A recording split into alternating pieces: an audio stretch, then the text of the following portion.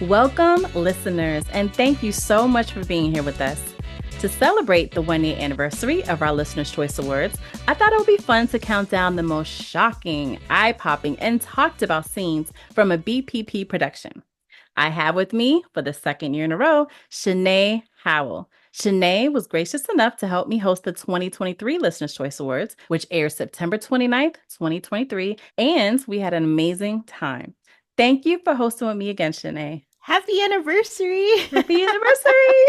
I am so happy to be here. And the topic for this year's event, I'm vibrating out of my seat right now. I'm so excited. I am too.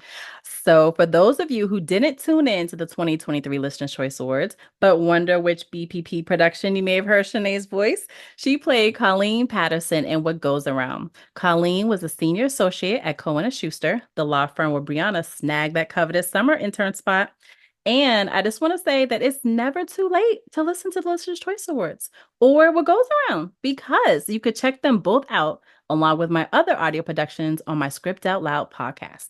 Script Out Loud could be found on most, if not all, streaming platforms, including iHeart, Amazon Music, Audible, and YouTube podcasts. All right, listeners. So a few weeks ago, I asked you via Instagram to let me know what scenes you wanted to hear on the countdown, and you did not disappoint. Putting this list together was, oh my God, it was so hard because there were so many juicy and drama-filled scenes to choose from. But my creative consultant, Scott, and I took the scenes that you gave us, along with the ones we came up with, and narrowed it down to our top 10, and we hope you enjoy the list. So before we start, I do want to give a disclaimer. This top 10 list is full. Okay, I'm going to emphasize that with capital letters, exclamation points, underline, okay? bold print. This top 10 list is full of spoilers. So if you have not listened to my audio productions, you might want to come back to this list after you take a listen. Okay, Shanay says she's ready. I'm ready. We're going to jump right in, okay? Let's do it. And I'm so glad you gave the spoiler disclaimer, because these scenes are going to, I like the word you use, pop your eyeballs out of your head. Right. Yes. And so, proceed at your own risk. It's still going to be an amazing time, but it is okay to pause, go back, listen, and come back. Pause and then come back. I love it. All right. We're jumping right in. So the 10th most shocking, eye-popping, and talked about scene from a BPP production is a scene from Selling the Act. Take a listen. You're a good kisser. Oh, I'm good at a lot of things. I bet you are.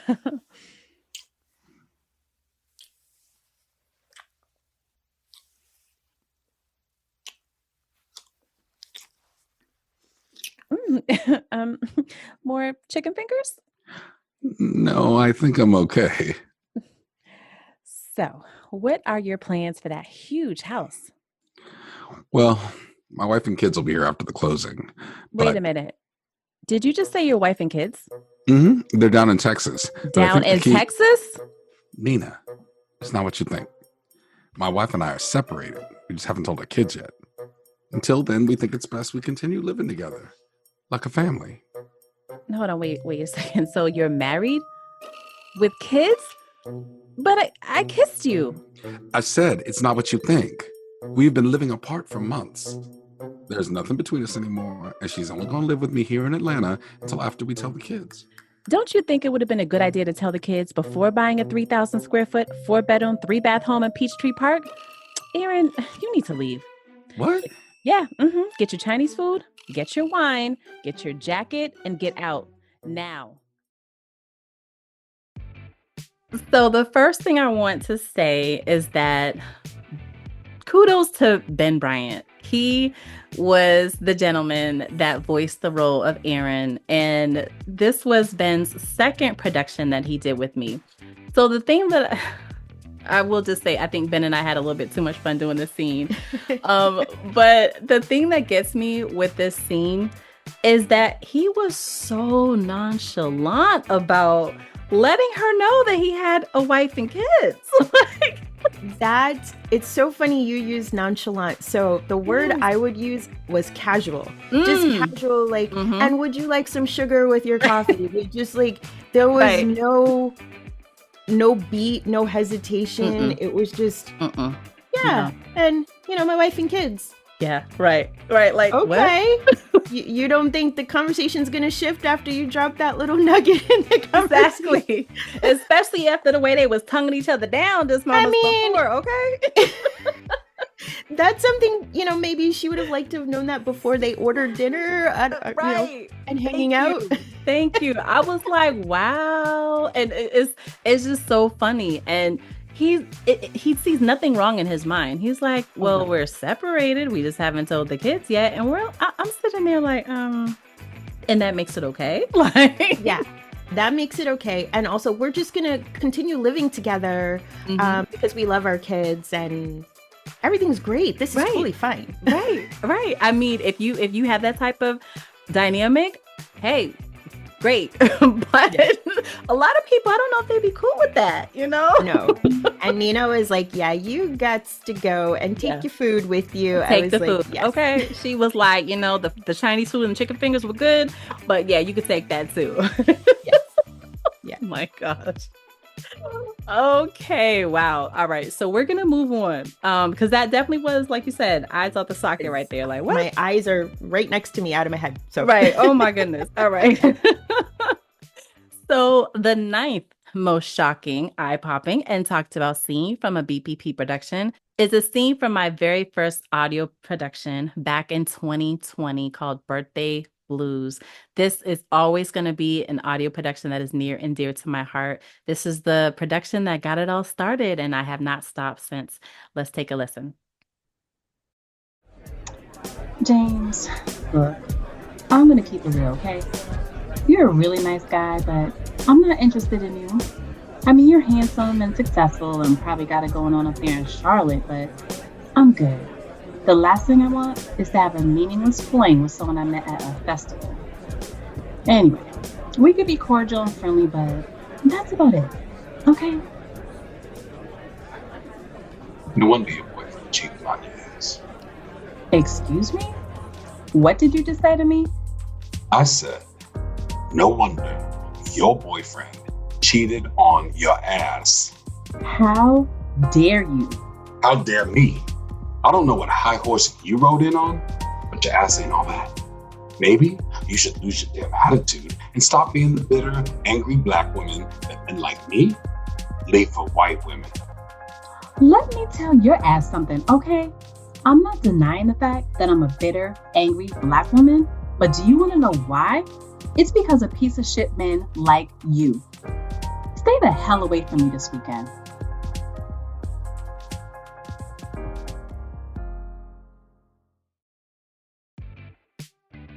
I want to just say, and this is actually worth mentioning because this is your first baby. And in that time, you have generated so many more other creations. And it has just been a pleasure to see the evolution over the years. I told you this offline, but you are one of the few people who somehow managed to pull every emotion in existence out of me. I don't know how you do it. You know, 1 minute I'm super happy, then I'm enraged and thinking things I probably shouldn't be thinking out loud, and then it's like, oh my goodness, and then we come back to happiness and joy, and then sadness, and it's a gift. It's such a beautiful gift, and if you don't mind, I'm just gonna jump right into. Oh my gosh, that's the perfect segue. Thank you so much. Yes, take it away. What are your thoughts? So Mona, and again, full disclaimer about spoiler alerts, right? We warned you. But Mona is going through it. She is going through it. And in this particular moment, it might not have been, kid glove delivery, but she was honest in her moment. And I don't see anything wrong with that. She was very honest about where she was, what she wanted. And she even said, like, we can hang, but, That's about all we're doing here. Listeners, if you heard this snippet, you know that Benjamin Bryant was the one that voiced the character of James. And I honestly did not think that Ben was going to work with me after the flack and the backlash he got from saying this line. And oh my gosh. Oh my gosh, he said he had relatives calling, his mama calling. I'm like, oh no. And you know, as writers, we struggle with what we want to say. And so I didn't hesitate writing this line at the time, because I feel like that is how, unfortunately, some Black women are portrayed. And so, you know, they say, oh, you know, you all have the attitudes and the neck rolling and you're never satisfied and you can never be happy. And, you know, white women may be the total opposite. And that's why some gravitate towards white women. So I really, at the time writing it, I didn't have a problem with it. And so when Ben told me the backlash, I was like, oh gosh, he's never going to want to work with me again. That was the end of our relationship. Far from it. Right? And he has pretty much been in every single production except one. And so I'm so grateful to continue to have that partnership with Ben. But yeah, this got him in trouble a little bit. And also with the character, just with the line, because you're right. Yeah. You know, sometimes you don't need a lot of words to hit power, right? Mm-hmm, and so this was a search and destroy statement. He was feeling some type of way because he wasn't going to go wherever he thought he was going to go. Right. With her. So he's like, you know what? I'm going to just like completely destroy you in the moment. And he went there. I don't think she was expecting him to react that way. And this was the first time that she actually got hit with a dose of her own medicine. So I thought that was an interesting dynamic as well. And her response, you know, she could have, I think I actually originally wrote her response a little bit worse than what it ultimately ended up being. She handled it. So and also shout out to her girls who were like, oh, okay, then we're done with all of them. All of you, right? Right. I love that. No power there. Yes, they rallied around her. They're like, and I think one of the characters, I think it was Casey who said, you know, doing that to you was like doing it to all of us. And that is like some true girl power. Oh, yes. Friendship, just 10 toes down. Like I love that dynamic. Their dynamic was probably one of the best in all my audio productions in terms of the friendship aspect. So beautiful. Of their relationship. Shout out to Brittany Jenkins and Amaryllis Owens, who played those two lovely, amazing friends. They were great. All right. So the 8th most shocking, eye-popping, and talked about scene from a BPP production is a scene from my latest audio production, a limited audio drama series, The D Word. Let's take a listen. So, Kim and Rashad, we all love you both so much and wish you continued peace, love, and happiness. Everyone, let's raise our glasses. To Kim Wait. I'm sorry. I can't do this. I can't do this anymore. I thought I could, but I just can't. Can't do what anymore? Kim, what? Not now. We have to tell everyone. We can't hide it anymore.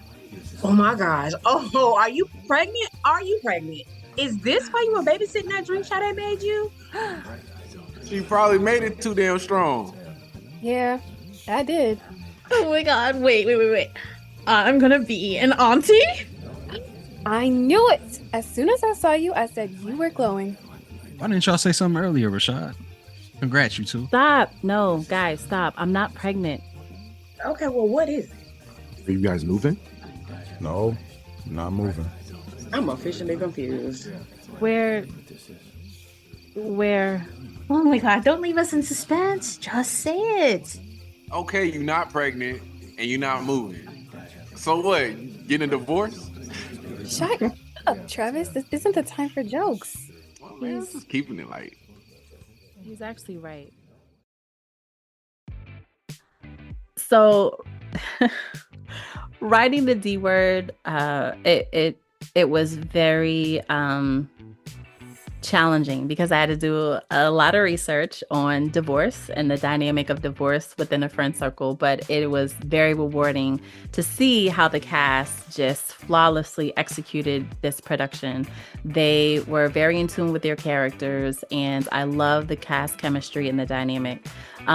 So one of the things that Scott and I talked about when we were kind of going through some revisions of the script is that I wanted their divorce announcement to be in the very first episode. So if you haven't had a chance to listen to it, we, like Shanay said, we warned you, there's going to be a lot of spoilers, but this is actually a 6 episode limited audio drama series. So from out the gate, I'm like, I want the announcement to happen. And so the thing that I thought was really hilarious is that at this point, the listening audience knows what's about to happen. But obviously the characters, they're like, are you pregnant? Are you moving? Like, they're trying to figure it out. And Kim is just like, I gotta get this out. And it's like, and she finally has a break in their conversation to be able to say we're divorcing. But I can't even imagine how that must feel. In order for the story to go the way that it did, the dynamic had to happen just like that, because they were the blueprint for the other couples and characters in the story. So in order to understand who those guys were, they had to almost separate from the core, which is Kim and Rashad. Right, right. Oh my gosh. I mean, you summed it up perfectly. And if you haven't, listeners, if you haven't listened to the D word, please go check it out. You will not be disappointed. But get ready. Yes. Tissues with you, and you're going to feel all the emotions, and it's okay because we're giving you the spoiler right now. That's so right. That's right. So pause, go listen, come back. You're in the loop. Right. All right, so moving on down the list, the 7th most shocking, eye-popping, and talked about scene from a BBP production is a scene from my 3-season audio drama, Dirty Laundry. I've said this before, I've said it offline, I've said it online, I'm going to say it right now. We need this series to continue. We have to tie up some loose ends, maybe create some new characters, but I would love to see this continue again. So I know your creative mind is already working on amazing projects, but I'm just going to put another little plug in there for Dirty Laundry. Right? Oh my gosh, Shanay. Listeners, you can't see us, but I'm like literally cheesing from ear to ear because what Shanay just said, I get that so often. As I say, if I had $1 for every time someone told me that, I cannot even believe that December of 2021 was the last season of Dirty Laundry. And, you know, in my mind, if I was a TV show, like if Dirty Laundry was on TV as a TV series, you know, I canceled myself basically. So it's like, you know, when your favorite TV show gets canceled and you're like, they didn't even finish. You know, I canceled myself because I wanted to. So the first thing I'll say is that I always wanted to try to do an audio drama series, but I just wanted to see if I could do it, if I could pull it off, and I executed that very well. And then I canceled myself. And you did not just pull it off. I canceled myself. But yeah, we could do a whole show on Dirty. Talk about really eye-popping moments. It was every 5 minutes. Right. Like, oh, my heart can't take it. So it's not, you didn't cancel yourself. You paused. I put a pause on it. And people always ask me, well, why did you leave it as such a cliffhanger? And I always said, at the time I wanted to just focus on other projects. And I ended it that way. Like you said, I said cancel myself being funny. But I did kind of put a pause on it because I always said, well, if I ever wanted to come back to it, if I ever wanted to pick the story back up, I would be able to do that with the way I ended it. So I know you all are curious. Okay, well, what is the scene? We set the stage very well. So we're going to play it right now. Let's take a listen. What is there for you to say, Cornell? I just want to explain myself. I think you getting someone pregnant says enough. What were you thinking, Cornell? Renee thought the two of you were on the road to marriage, and then she finds out about this? How could you do this to her? A baby, Cornell? Really? I get that you're upset, but it still don't give you the right to talk to me like that. Excuse me? It's funny how the pot always be calling the kettle black. What is that supposed to mean? Are you sure you want to act dumb right now? Hey, what's going on with you two? Asia, care to explain? Explain what? Nothing, babe. Cornell's just upset and trying to make everyone else to be the bad guy. Right, Cornell? Yeah, my bad. So, okay. So there's a lot happening. This scene was, you just got a snippet, but there's a lot happening in this scene right now. Okay. Mm-hmm. So Asia is doing her own dirt. To put it mildly. And she is confronting someone else about their dirt. So, that phrase about let he, cast the first stone. Mm-hmm. And so, Good. Yep, so that good is one. exactly what was happening here. And so what's really shocking about that, because we were talking about, girl power and standing up for your girl. Yes. Mm-hmm. So she is doing that, but is having a temporary moment of amnesia. Which is what makes this scene so shocking at the same time, because she doesn't realize she's been found out as well with her own dirt, for lack of a better word. Right. Dirt. Yes, her dirt.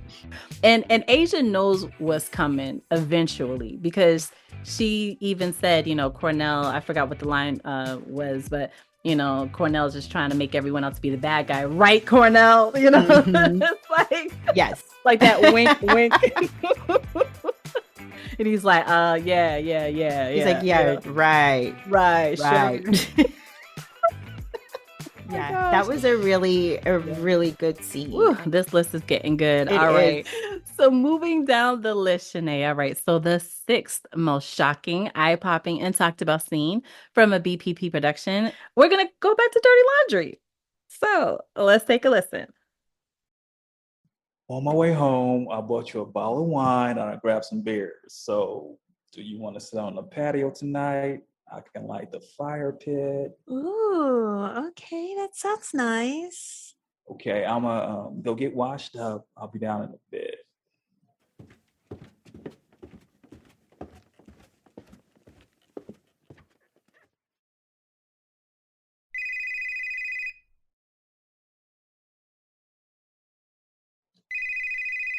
Cornell, your phone.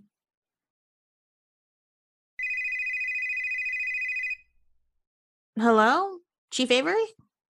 Hi, I'm so glad you answered. I'm calling from Brigham and Women's Hospital.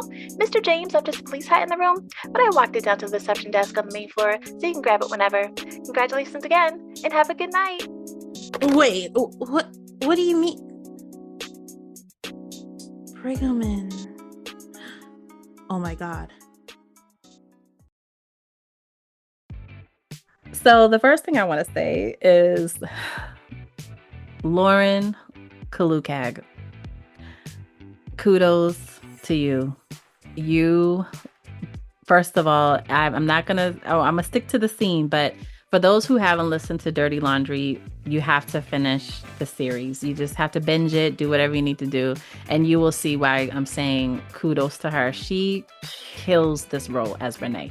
Oh my gosh.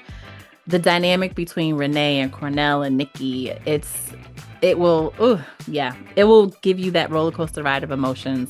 When Renee answers that phone, first of all, it could be argued. Would you have answered the phone? Like if your man or your woman. We need another show for that conversation. Exactly, right? a lot of, and I think Nikki at one point in the series says, well, that's on her for answering the phone. So it could be argued that maybe she shouldn't have answered the phone, but she did, assuming that it was the chief. Now this goes back to season 1, episode 1, where Cornell was trying to propose to Renee and he kept getting interrupted by the phone call, and he got a call, it was Nikki calling, and he said it was his chief calling. Obviously he lied so he can get some time to have the phone call alone. But, so she's thinking maybe it's your chief and maybe it's important. Maybe he's going to need you to cover someone's shift the way you did in the beginning of the series. And so she got the shock of her life, okay? This was a sad one for me because she's up until that moment just like super happy, loving, joyful kind of. And then you're like, yeah, you don't deserve that. No. Like a hard blow.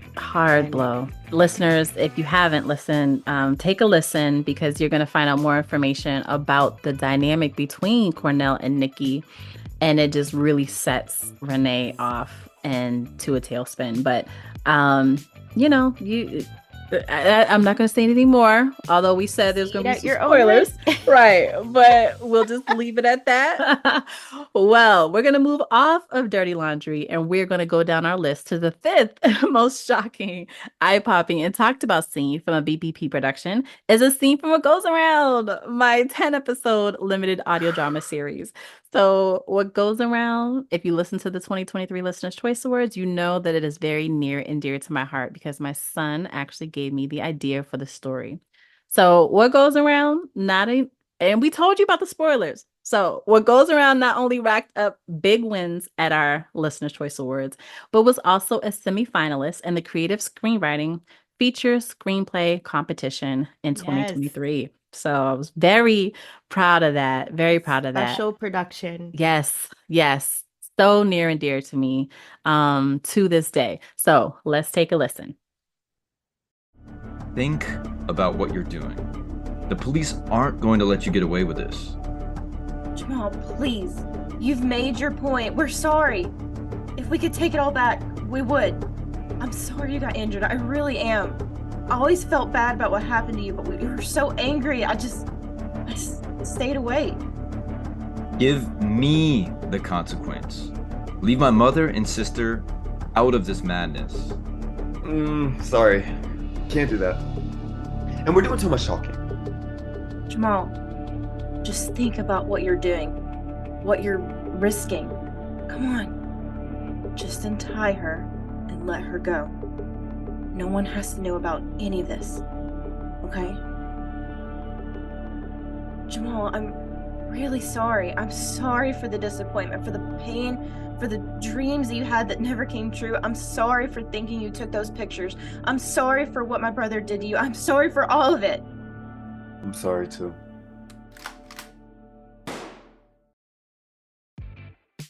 This scene is beyond intense. So there's that. But for me, and I've listened to this scene many times, it's sad.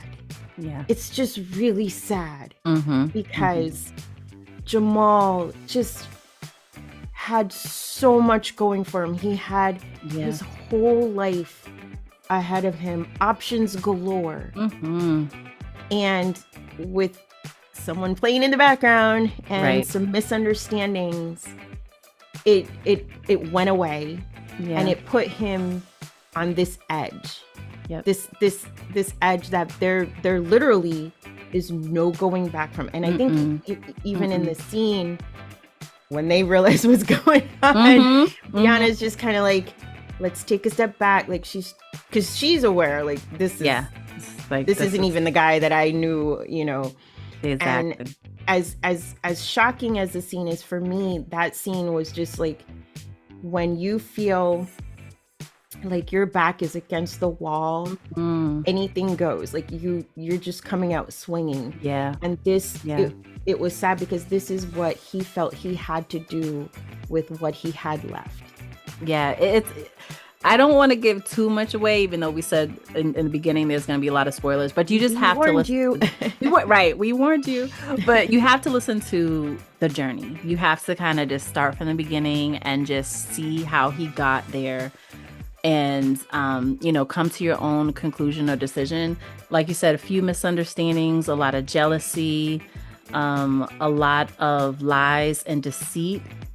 Is how Jamal ended up with that gun in his hand. You've taken us through so many emotions. Yeah. And just even in this scene, right?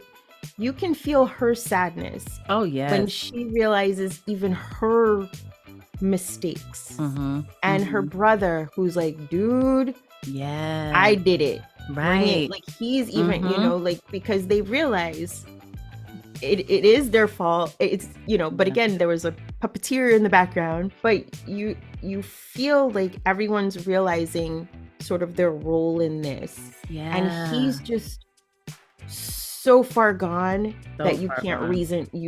He has already made up in his mind how it's going to go down. I do agree with you there. And shout out to Chelsea Knight, who played Brianna. Like you said, as she's trying to talk him down, I don't even think she even expected him to do that to her. And I also want to say to Jovel, if you are listening, Jovel Royston played the character of Jamal Perry. Top tier. Top tier. He carried this story. He had a large weight to bear with this character because he had to show so many ranges of emotions. This really stretched him because, he didn't just have to be the jovial basketball player that got his way and was going to the NBA and everything is hunky-dory. He had to really show a lot of different emotions, and he was amazing. Truly amazing. So listeners, you got to check it out. We're not going to say any more than that because we're going to move on. Or maybe we will, but maybe we will. You were still warned. Exactly. You were warned. We are going to now move on to the fourth most shocking, eye-popping, and talked about scene from a BPP production. Is a scene from my collaboration with the talented writer, producer, and director Charlie T. Savage, who wrote The Night I Almost Died. Let's take a listen. I hoped whatever was going on behind me would just go away. But I wasn't so lucky. I heard the scariest sound a person could ever hear. The sound of my gun being cocked behind my head. I quickly jumped up from my resting spot to see what I had tried to ignore all night. She had gotten loose. The missing girl from the news report was standing over me, aiming my own gun at me. Her face was bloody from the beating I had given her earlier. The rope was still dangling from her arm, and another piece was wrapped around her left leg. I could see the streams the tears had made on her face. The black bandana that once gagged her mouth was gone. This was it. She was about to kill me, and for a good reason. As I'm listening with you all, to the scene again, this story will have you jumping, wondering. It will have you thinking, and by the time you get to the end, you're like, no. It's an ending that you would not expect. This was so well written by her. When I first read through it, I was like, whoa. And I knew as I was reading it, I can definitely hear this audibly. Absolutely. So I was not only honored, but excited to be able to bring this to life audibly for her. And the response and the listenership has just been so amazing. But no one can see me, but I'm just shaking my head in wonder. Yeah. I have said this before. I'm pretty sure I said it at the Listener's Choice Awards too. But when this came out, I clear as day, daytime. I was folding my laundry. Yeah. Listening to this to the point that when it was done, I was checking the door I was checking under my bed. I was like, how is it daytime and I'm this like shook? It was so, yeah. It was so wonderfully done. It was so thought-provoking. Very. It was so shocking. And this scene, when she's just like, I heard my gun. Right. Wait, what? That part. Like, right. Wait, what? And it just, and then you realize, oh my gosh. Yeah. From the, like, again, this is what I was saying before. You have to go back because you've dropped you're giving all the information that you don't even realize you need until the end. And I love how Gervais Weeks, he was the narrator in the beginning. He sets the tone right. Oh my gosh, yes. Right from the start. It's like one of those like Alfred Hitchcock type movies. He's one of my favorites. Yes, I was just gonna say that. Yes. It just you already know. Yeah, something really bad is going. I already know, and that music, like, ooh. All right, we're gonna just move down this list to the third most shocking, eye-popping, and talked about scene in a BPP production, and we're gonna take it back to Birthday Blues. Let's take a listen. All days for me to leave my wallet at home. The least you can do is hurry up, just in case he's not done setting up.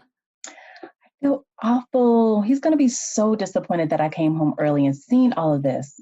He sure is. But look, just get your wallet and nothing else, okay? I'm not trying to wait here while you get some birthday sex. You can save that kinky shit for tonight, okay?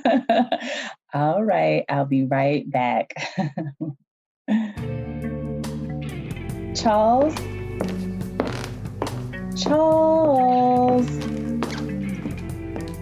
Oh my God, there's rose petals going down the hallway. Aw, Charles, I didn't mean to come home and ruin your surprise, but I had to stop home and get my wallet. I am so sorry, boo.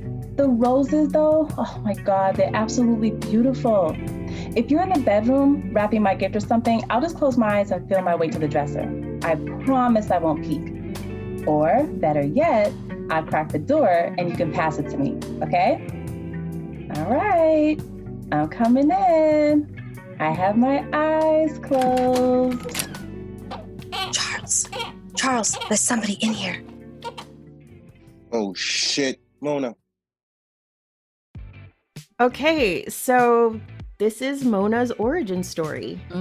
If anyone wants to know why she has attitude, doesn't trust men, doesn't like her birthday, here you go. Here you go. I almost feel like this is a self-explanatory scene. Right. It is your birthday. Your birthday. You come home thinking your man has a beautiful plan in store for you to celebrate you again on your birthday. And you go to your bedroom, your house. I have to say it again. Yeah. That she bought. Yeah. And you find, I don't even, it's shock. Yeah. But then it's also sort of that audacity. Okay. Like, if you gotta do that, go to her house. Do it there. Go to her house. Somewhere else. Hotel. Like a different day. Where should we start? Oh my gosh. Right? Just dirty. I mean, that was just, and again, because it just wouldn't be one of your productions if you didn't just get us going right out the gate. Like, this is very early on. First 5 minutes. We start learning about Mona and her character. And, she's narrating her story and literally explaining, well, let me tell you why I am the way I am. Right. For those and of you want to thinking, know. What could have happened to cause this? And then you're like, oh. I can't even imagine coming home and finding my man doing that in my bed with he took the time to even decorate. So he's decorating for her birthday, but the I was like, chick but was it for her? See, that's the thing. It made me think about, was that for her or was that for the companion? So, what I love about all of your stories is each character has a journey to go through. Yeah, I know. I had said what goes around is near and dear to me, which is true. But Birthday Blues is definitely up there too, because like you said, it was my baby, my first audio production. But I just really loved the dynamic of the friendship. And like you said, they really rallied around Mona and helped her. And you could think about some of your closest friends and the way that they may have helped you through a really difficult time or were there for you. I mean, they saw Mona in her worst, and they never gave up on her. And loved her still. Loved her still. Loved her still.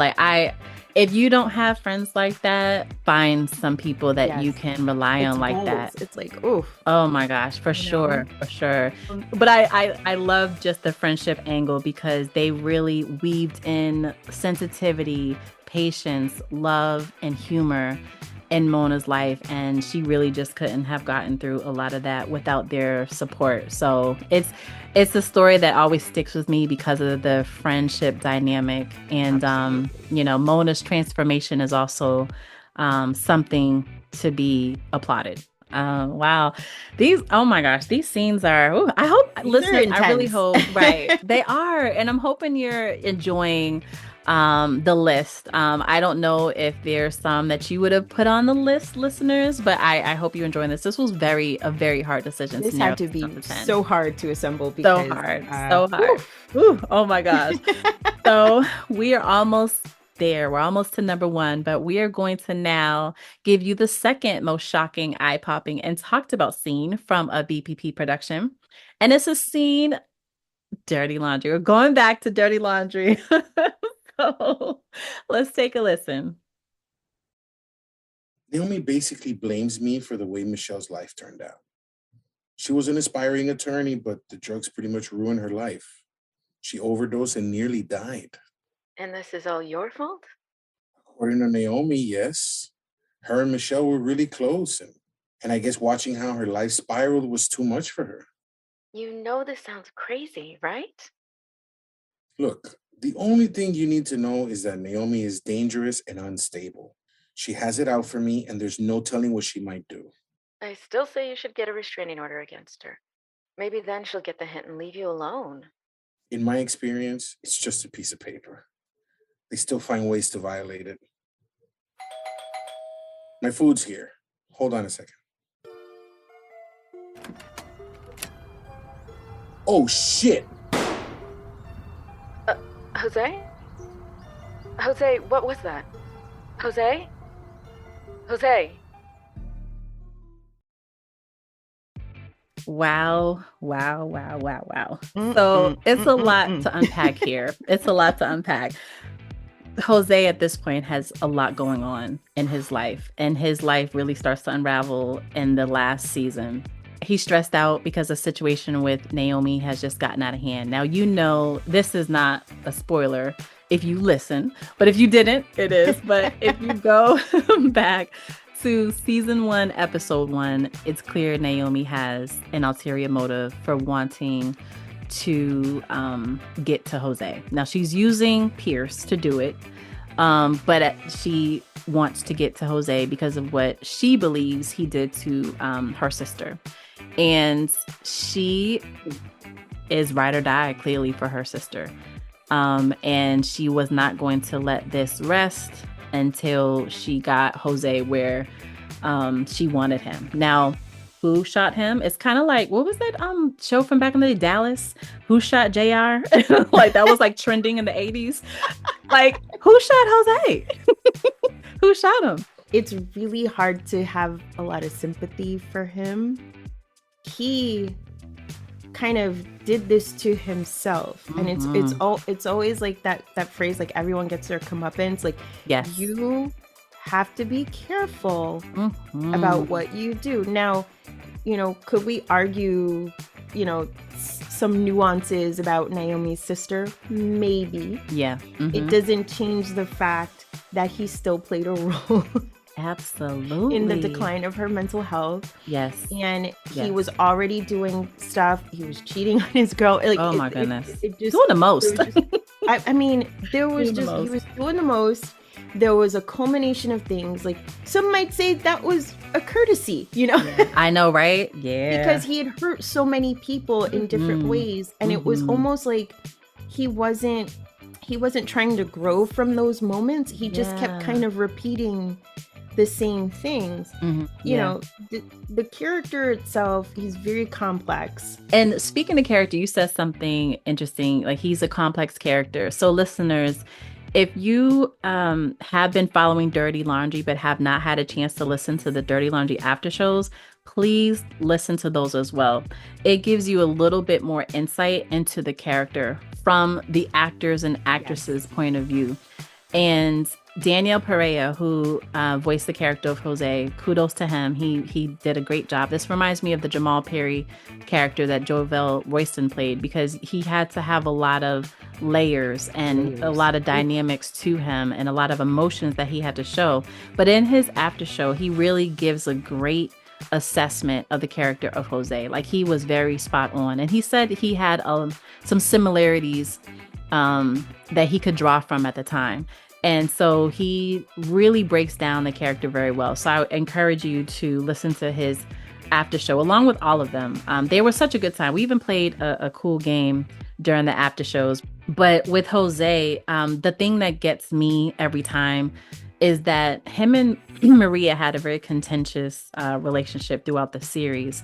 But this last episode, and this is actually the last scene for those of you who have not listened to it, it ends this way. The series ends this way, and then I cancel myself. Not just kidding, I pause myself.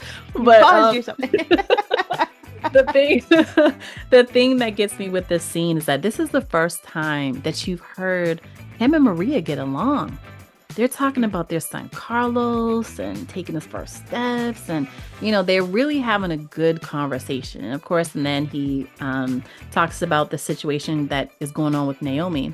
But these after shows, they're really good nuggets. Like, you really get more insight into the character, and I actually love doing them. So it was just a really cool experience. And again, shout out to the cast, because as you could see, a lot of these scenes on the list is from Dirty Laundry.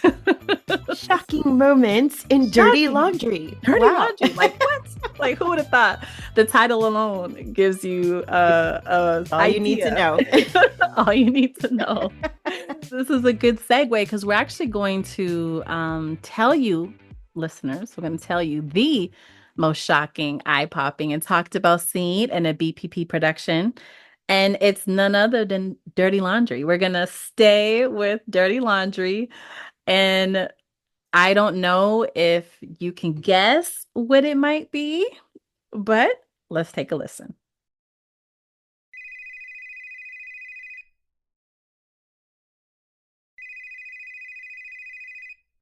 Paige, hi. What the hell is going on, Nikki? What do you mean?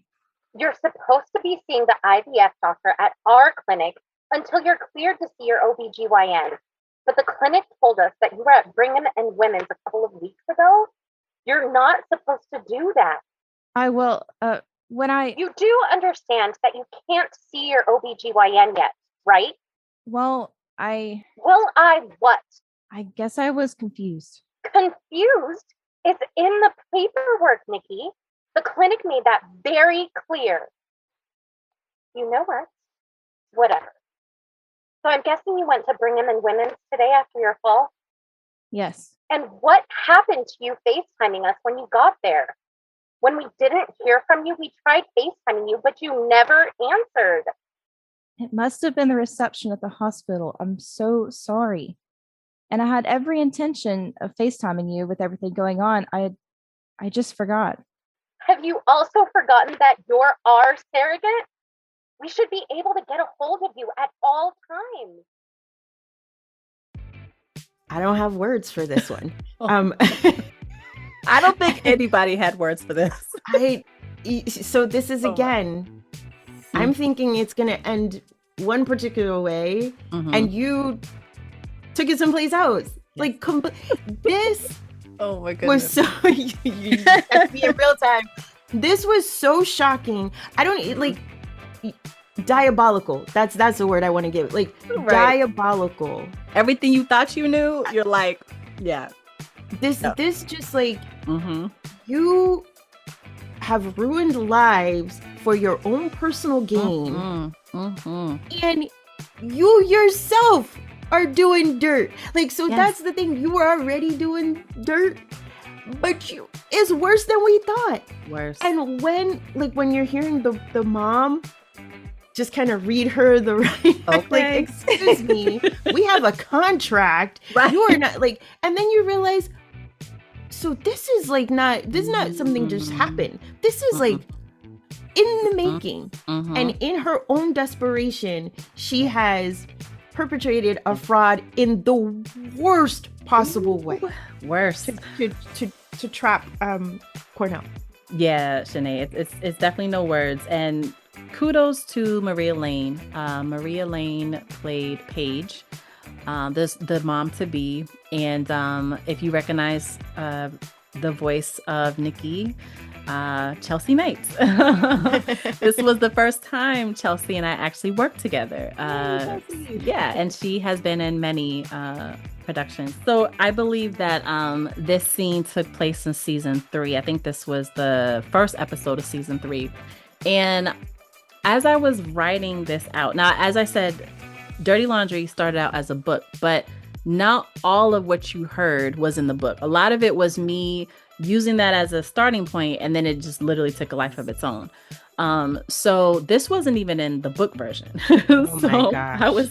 Now her pregnancy was, but this wasn't in the book version. But I wanted to just think about, okay, the storyline needs to be punched up, because I can't just have it be Cornell's baby. And then you have this dynamic of, Nikki, Cornell, and Renee going back and forth over his baby with Nikki. Like, I'm like, that's so predictable. Mhm. That's been done so many times before in whether it's a movie or a TV series. And I'm like, I want to do something different.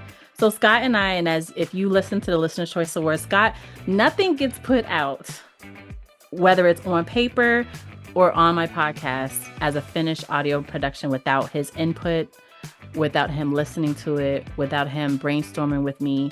So we were coming up with all these things, and I'm like, she's a surrogate. So obviously I had to research surrogacy. So if I decide to bring Dirty Laundry back, I have to kind of weave that in to stay true to what surrogacy is. And so I was, obviously thinking of ways that I can do that, but then I canceled myself. Pause myself. Right? Pause myself.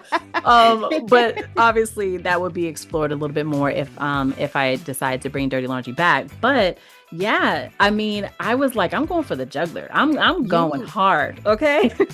I mean, it just, I freely admit, did not see that coming at all. I will also say, after you just mentioned it, I did think it was going to go the predictable, route, and manipulating and, stopping visitations or other things like that to cause more drama in the situation. Like, because what you did, nope. Oh man, I just no words. Like, I was already feeling what I felt about Nikki, but then it was just like, right? That's why it's just a shocking scene. Wow is all I can say. We did it. We did it, girl. We did it. Going through this list, I'm like, oh my goodness. Reliving these moments, it was very cool. It's always a good time with you, and I really enjoyed this segment.